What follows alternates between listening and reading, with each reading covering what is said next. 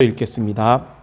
우리가 세상의 영을 받지 아니하고 오직 하나님으로부터 온 영을 받았으니 이는 우리로 하여금 하나님께서 우리에게 은혜로 주신 것들을 알게 하려 하심이라. 아멘. 제가 오전 예배 때는 시작할 때 낭독하는 성경 구절이 요한복음 4장 24절 하나님이 영이시니 하잖아요. 오후 예배 때는 어떤 성경 구절 하는지 혹시 아세요? 요한 3서 1장 2절에 영혼이 잘된 같이 범사가 잘되고 강건한다. 그게 여러분들 놓고 기도하는 제목이거든요. 우리 성도 여러분들이 영혼이 잘되는 비밀이 뭐냐면 복음을 붙잡고 누리는 겁니다. 여러분의 범사가 잘되고 강건한 비밀도 복음을 붙잡고 누리는 거예요. 그리고 오전에 주신 말씀처럼 하나님이 주신 구원의 미션과 교회의 미션을 우리가 항상 지속하며 성취되는 비밀도 복음을 붙잡고 누리는 겁니다. 그래서 제가 여러분들 복음을 붙잡고 누리도록 지금 오후 예배 시간은 복음 편지를 통해서 계속 하고 있는 거거든요. 그런 가운데 오늘 6번째 만남인 구원받은 나는 어떻게 변했는가. 오늘 말씀을 준비하고 기도하다 보니까 오늘 말씀은 정말 다 다른 때도 그렇지만 복음의 확실한 메시지더라고요. 그래서 여러분들 이 시간 짧은 시간이지만 오늘 말씀 여러분 잘 붙잡음으로써 복음을 제대로 누리고 승리하는 모두 되기 바랍니다. 자, 그럼 첫 번째, 여러분이 구원받았다고 하는데 그러면 우리가 구원받은 상태는 어떤 상태일까요? 크게 세 가지입니다.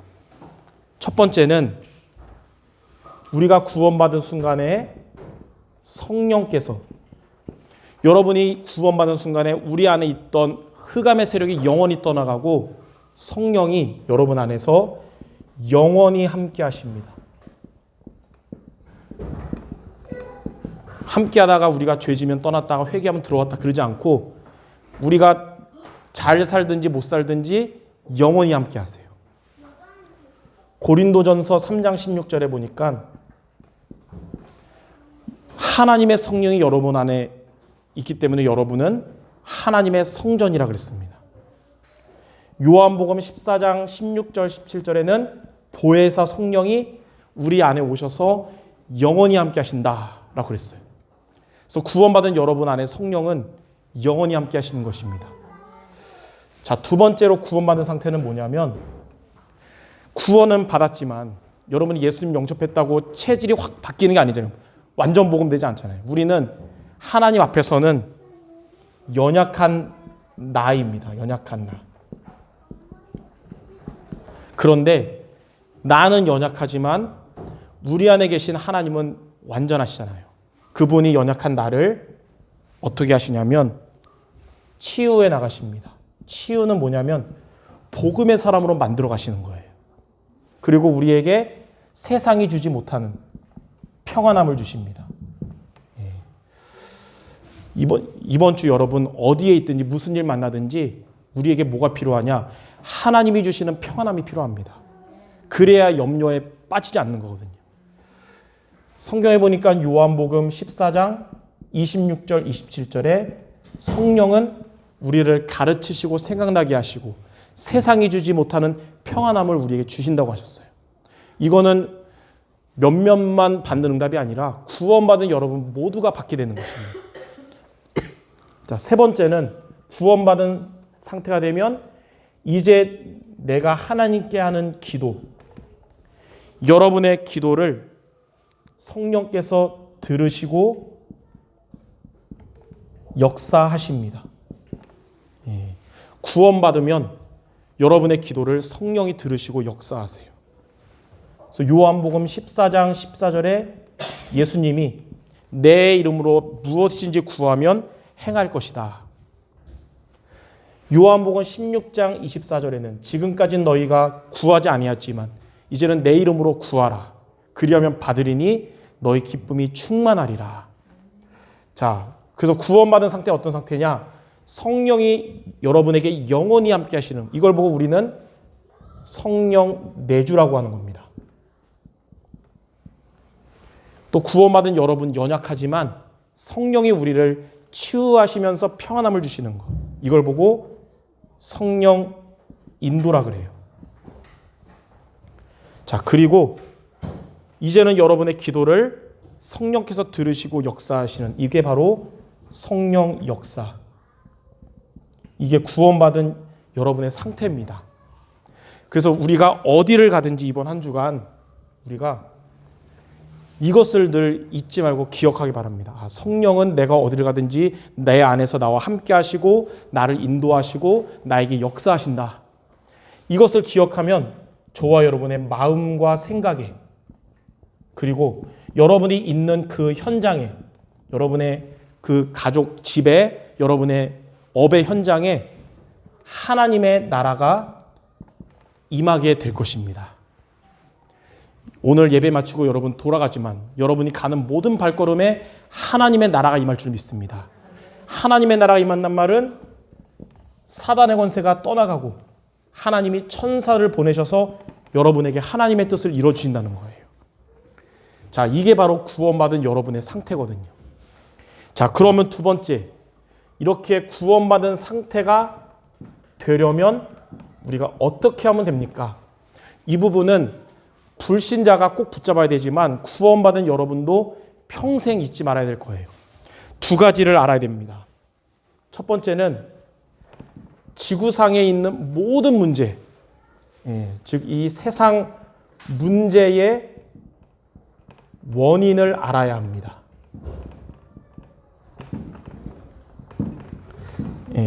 성도 여러분들 저마다 고민거리, 현실 문제 다양하게 있을 거예요. 근데 모든 문제의 원인을 알아야 됩니다.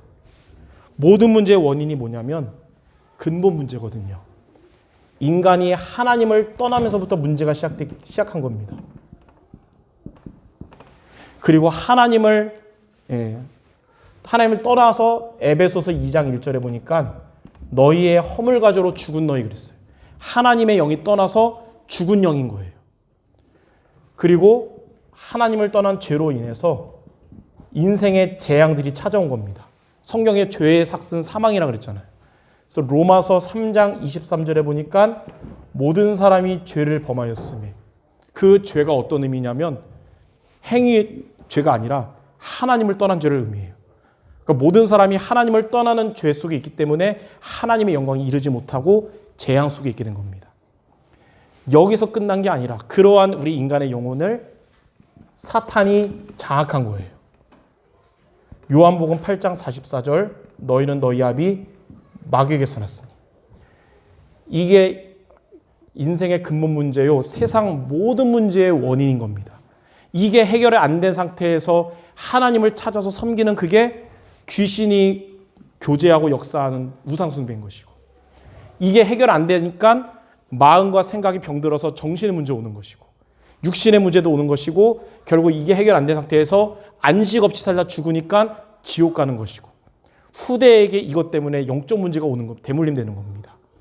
그래서 정말 세상의 문제는 지금 내가 닥친 문제만이 아니라 진짜 원인은 하나님 떠난 문제, 죄 문제, 사탄 문제구나. 여러분들이 이걸 알고 여러분이 기도하는 자들이 만약에 지금 내가 정말 해결돼야 될 것은 돈 걱정이 아니라 근본 문제가 해결되는구나. 이게 믿어지는 순간에 그리스도를 찾게 되는 겁니다. 자, 두 번째 무엇을 알아야 되냐면 이러한 세상 문제의 해답을 알아야 합니다. 진짜 세상 문제의 해답이 뭐냐? 진짜 세상 문제의 해답은 세상 문제의 원인을 해결하는 게 해답이거든요. 원인 이 세 가지를 해결하신 분이 바로 예수 그리스도십니다. 자, 예수 그리스도는 요한복음 4장 16절에 하나님을 떠났던 우리에게 내가 곧 길이요 진리요 생명이니 나로 말미암지 않고는 아버지께로 올 자가 없느니라. 하나님을 떠난 우리에게 하나님을 만나는 길이 되신 참 선지자. 이 죄와 재앙 해결할 수 없었는데 로마서 8장 2절에 그리스도 예수 안에 있는 생명의 성령의 법이 죄와 사망의 법에서 너를 해방하였음이라. 그리스도는 우리를 해방시켜 주신 참 제사장이시거든요.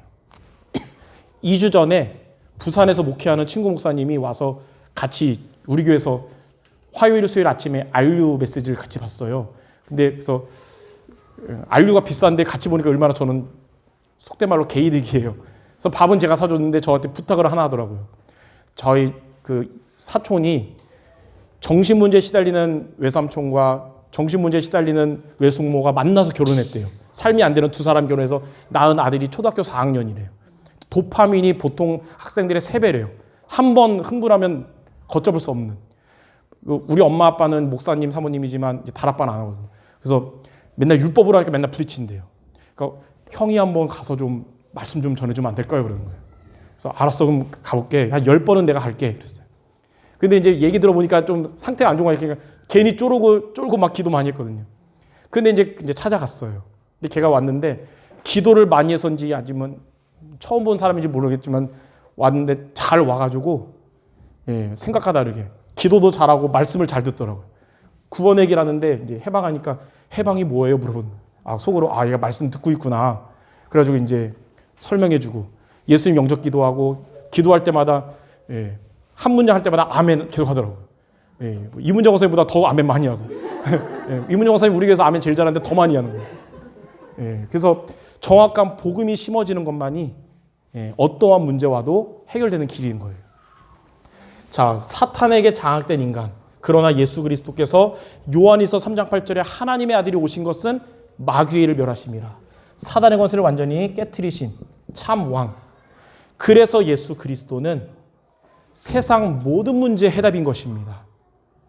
여러분들 초창기에만 해답이 아니라 지금도 앞으로도 그리스도가 모든 문제의 해답이심을 믿기를 바랍니다. 이 그리스도를 어떻게 하면 되냐? 영접할 때 그때 이런 구원받은 상태가 되는 것이요 인생의 모든 문제에서 완전히 해결되는 거예요. 요한복음 3장 16절에 하나님이 세상을 이처럼 사랑하사 독생자를 주셨으니 이는 그를 믿는 자마다 멸망하지 않고 영생을 얻게 하심이라. 예수 그리스도를 영접하는 순간에 멸망하지 않고 영생을 얻게 되는 것입니다. 이게 바로 구원이에요. 예수 그리스도를 영접할 때 이런 구원받은 상태가 1번의 상태가 되는 것입니다.